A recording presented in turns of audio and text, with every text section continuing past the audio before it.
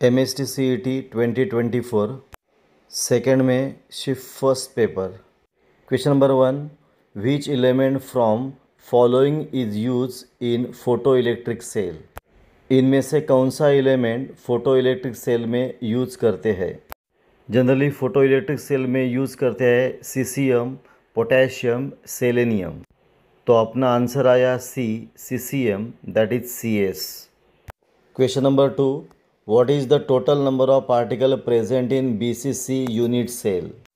तो BCC unit cell में total number of particle कितने रहते हैं। Simple cubic that is SC में एक पार्टिकल रहता है, BCC में 2 पार्टिकल रहते हैं एंड FCC में 4 पार्टिकल रहते हैं। यानी BCC में 2 पार्टिकल रहते हैं, तो आंसर आया B2। Question number 3, which among the following polymer is obtained by ring opening polymerization process। इनमें से कौन सा पॉलीमर रिंग ओपनिंग होके तैयार होता है। इसका आंसर है सी, नायलॉन 6। ये कैसे होता है ये देखते हैं, रिएक्शन देखते हैं। नायलॉन 6 किससे बनता है, तो इप्सिलॉन कैप्रोलैक्टम से। तो इप्सिलॉन कैप्रोलैक्टम का स्ट्रक्चर रिंग फॉर्म में है। तो टेम्परेचर अबाउट 533 टू 543 ये रिंग ओपन होती है और रिंग ओपनिंग से नायलॉन 6 बनता है। तो रिंग ओपनिंग करके कौन सा पॉलीमर मिलता है, तो नायलॉन 6। देयरफॉर आंसर आया नायलॉन 6।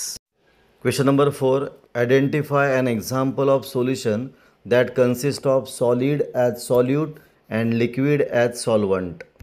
यानी सॉल्वेंट लिक्विड चाहिए एंड सॉल्यूट सॉलिड चाहिए। तो ए एग्जाम्पल में दैट इज सी वाटर में क्या होगा, वाटर जो है वो solvent that is liquid and NaCl that is salt is solid. तो आंसर आया अपना ए, C water.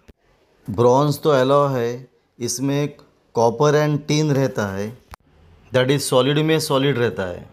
And C carbonated water, यानी वाटर में गैस रहता है। एंड क्लोरोफॉर्म इन नाइट्रोजन, यानी गैस में लिक्विड रहता है।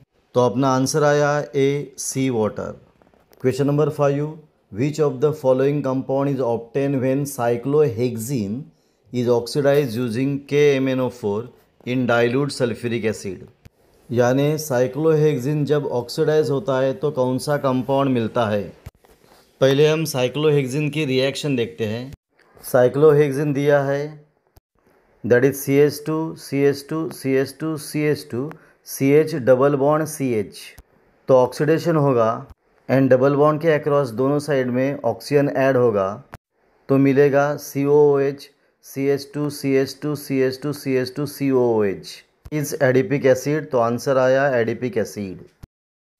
Question number 6, which from following expression is use to calculate E cell of following cell at 25 degree centigrade.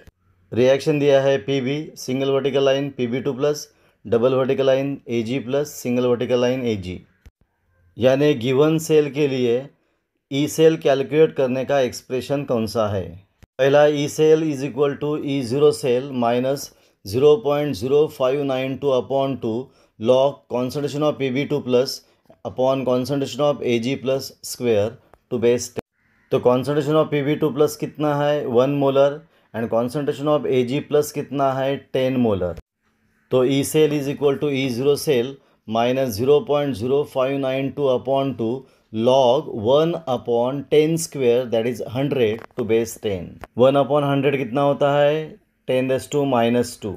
तो equation होगा E cell is equal to E0 cell minus 0.0592 upon 2 log 10⁻² to base 10 पर log 10⁻² to base 10 is equal to -2। तो equation होगा E cell is equal to E0 cell minus 0.0592 upon 2 into -2। अभी 2 cancel होगा and minus minus plus होगा, तो equation होगा E cell equal to E0 cell plus 0.0592। तो अपना आंसर आएगा E cell equal to E0 cell plus 0.0592। तो अपना आंसर आया A, E cell equal to E0 cell plus 0.0592 volt. Question number 7, which of the following compound is obtain by using Swarts reaction. तो Swarts reaction में क्या मिलता है, alkyl fluoride. तो answer आएगा डी, अल्किल फ्लोराइड। पहले हम इसका रिएक्शन देखते हैं। RBr यानी alkyl bromide plus silver fluoride that is AgF, it gives RF यानी अल्किल फ्लोराइड प्लस AgBr। तो स्वार्ट्स रिएक्शन में कौन मिलता है, अल्किल फ्लोराइड। तो आंसर आया alkyl fluoride. Question number 8, what is the bond order in CO molecule that is carbon monoxide molecule. According to Lewis theory, bond order is equal to number of bond between two atom in molecule. According to Lewis theory, bond order is equal to number of bond between two atoms. तो C and O में bond कितने हैं, 3, इसलिए bond order 3 आया। तो answer आया B, 3। Question number 9, which of the following is an example of heterogeneous catalysis. अगर reactant and catalyst अलग स्टेट में हैं तो उसको हेट्रोजीनियस कैटालिसिस कहते हैं।